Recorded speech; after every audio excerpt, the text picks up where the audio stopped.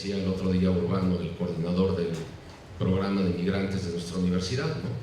Que uno ve un video sobre personas explotadas o personas desaparecidas y entonces decimos, ay, qué horrible,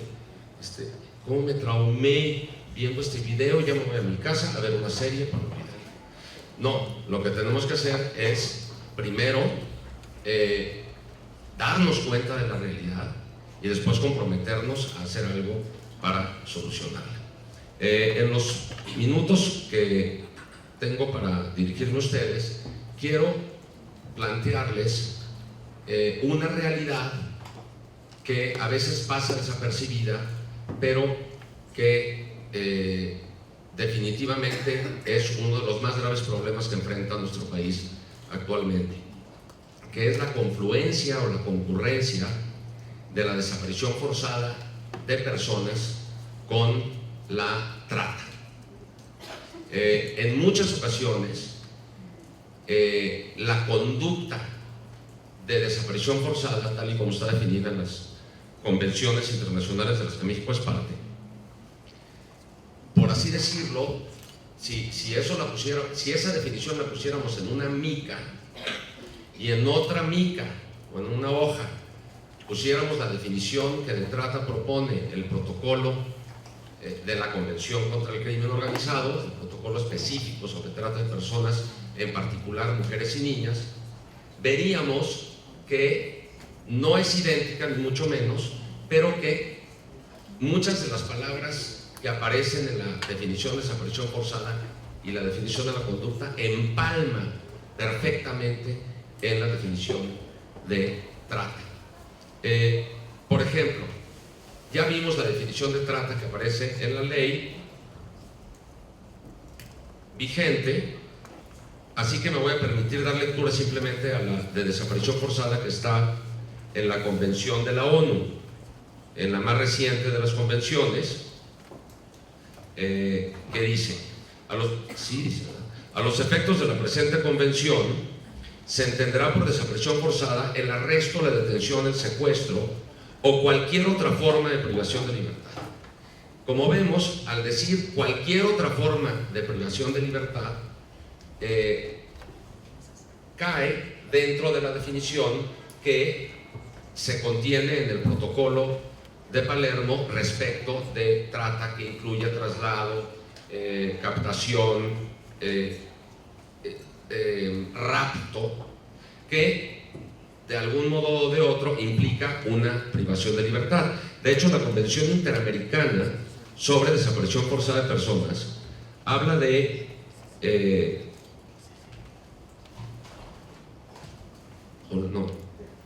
la de la ONU habla de arresto, detención, secuestro. Por ejemplo, el protocolo de Palermo habla de rapto, ¿no? Rapto, aunque nuestro derecho penal tiene una connotación distinta, también implica uno de los delitos en donde se atenta contra la libertad. Y luego sigue diciendo la definición: que sean obra de agentes del Estado o por personas o grupos de personas que actúan con la autorización, el apoyo o la aquiescencia del Estado. Este es un elemento fundamental de la definición de desaparición forzada, que es que debe de haber participación de agentes del Estado. De otro modo, no se trataría de desaparición forzada, sino que se trataría de algún otro delito, por ejemplo, desaparición perpetrada por particulares, pero no desaparición forzada propiamente dicha, en la que tiene que haber participación, apoyo o aquiescencia de agentes del Estado a agentes delincuenciales o agentes del Estado, desde luego, participando en la detención, en la privación de la libertad directamente. En la trata de personas puede no darse eso, y de hecho la definición ni siquiera lo menciona. Asume la definición del protocolo de Palermo que este delito lo cometen solamente agentes delincuenciales no estatales. Se olvida el protocolo de Palermo de especificarlo, cual no es un defecto de la definición, desde luego, ni lo estoy diciendo en son de crítica, pero debemos de decir que dentro de dicha definición genérica también están no solamente los delincuentes organizados, sino los delincuentes uniformados, o sea, los agentes del Estado que también detienen, secuestran, arrestan, trasladan forzadamente y venden a las personas para propósitos de explotación. Ahora, la definición de desaparición forzada sigue diciendo, el otro día me pegaron una criticada en Twitter por andarme quitando y poniendo los lentes, pero bueno, no me queda ni modo, ustedes disculparán. Seguida de, dice,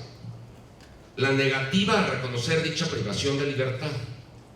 o del ocultamiento de la suerte o el paradero de la persona desaparecida. Este elemento, que es obligatorio para que se configure el delito de desaparición forzada, no lo encontramos presente en el delito de trata, porque de hecho sabemos que muchas personas que están siendo víctimas de trata no están desaparecidas. Pueden entrar y salir del centro de explotación, ir a su casa, dormir en su casa, besarle la frente a su padre y a su madre, y estar de tal modo sojuzgadas y sometidas a las amenazas del que está explotándolas, que al día siguiente irremisiblemente regresan a seguir siendo explotadas una y otra vez. Esa niña o esa joven o ese joven no podemos decir que está desaparecido porque sabemos su paradero, mientras que en la desaparición forzada tenemos que desconocer su paradero, o tenemos que desconocer su suerte, y quien es el perpetrador se niega siquiera a haber cometido el delito, o se niega a informar o a proporcionar información sobre la suerte o el paradero de la víctima. Pero eso no quiere decir que este sea tampoco un elemento esencial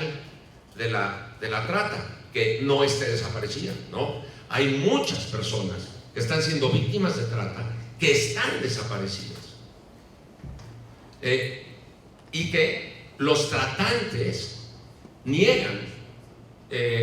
tener a la niña en el centro de explotación en Tenancingo, o el policía que es cliente del centro de explotación en Tenancingo, cuando llega la madre de Centroamérica, que para vergüenza nuestra, en noviembre de 2014 se cumplió la 10ª caravana de madres buscando a sus hijas en nuestro país.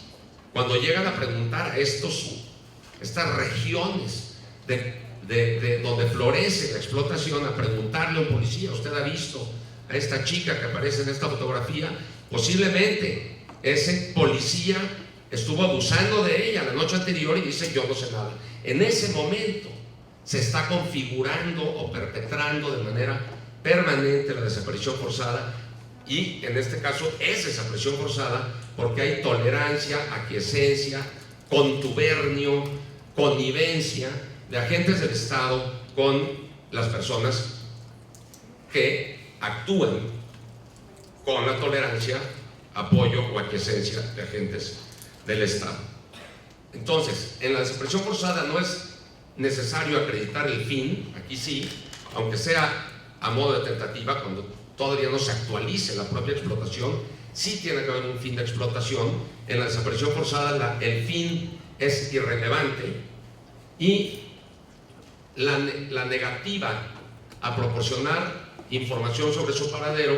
no es esencial en el delito de trata, y sí lo es en el de desaparición forzada. Pero si nos damos cuenta, si ponemos las dos conductas una encima de la otra, pueden perfectamente confluir. A veces no, a veces una persona desaparecida no fue desaparecida con fines de explotación, en ese caso habría desaparición forzada, no habría trata, y en otros casos puede haber una niña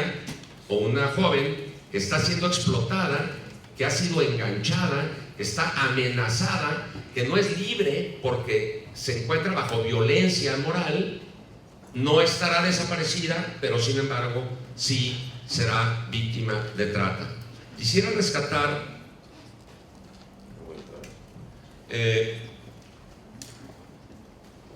un tema importante, que es el de la cuestión aplicable específicamente a las niñas y a los niños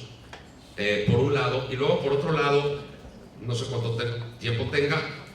la fenomenología mesoamericana a la que no podemos nosotros cerrar los ojos. La cuestión aplicable a las niñas y a los niños, ya me tengo que callar,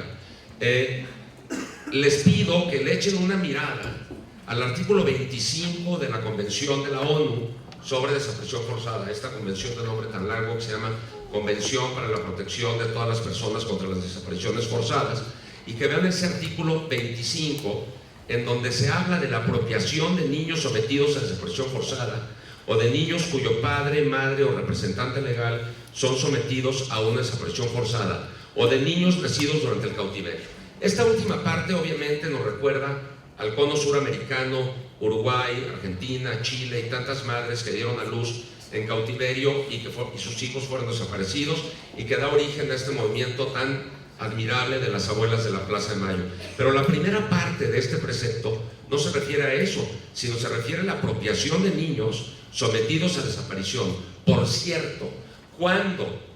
la víctima es una niña o un niño, es decir, una persona menor de 18 años, el fin es irrelevante, incluso para el protocolo de Palermo. Eso es verdad. Hay que recordar eso, porque se nos olvida, decimos, nos aprendemos como loros, pericos, la definición, y luego se nos olvida que el propio protocolo de Palermo dice que si la persona es niña, no es necesario demostrar que está siendo juzgada o que tiene temor o que es con tal o cual fin. Al ser niña, por ejemplo, incluye específicamente el tráfico de órganos, el protocolo, ahí puede todavía confluir con mayor frecuencia.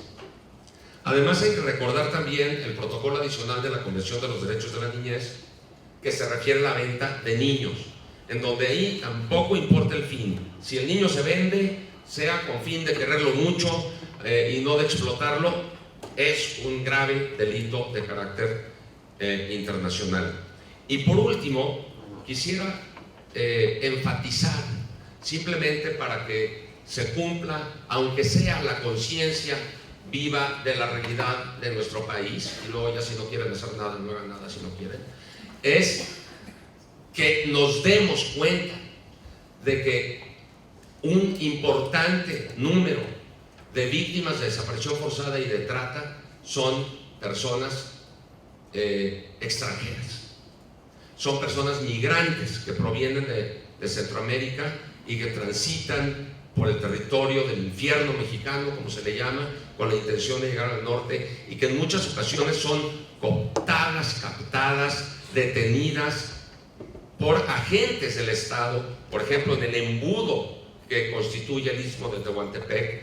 y ahí después son vendidas por 5,000 pesos a tratantes. Estas no son novelas de García Márquez, sino que son una realidad a la que nos tenemos que enfrentar, no nada más para decir, uy, qué barbaridad, qué impresión lo que pasa en nuestro país, sino para sensibilizarnos y tratar de hacer algo al respecto. Y con eso acabo. Muchas gracias.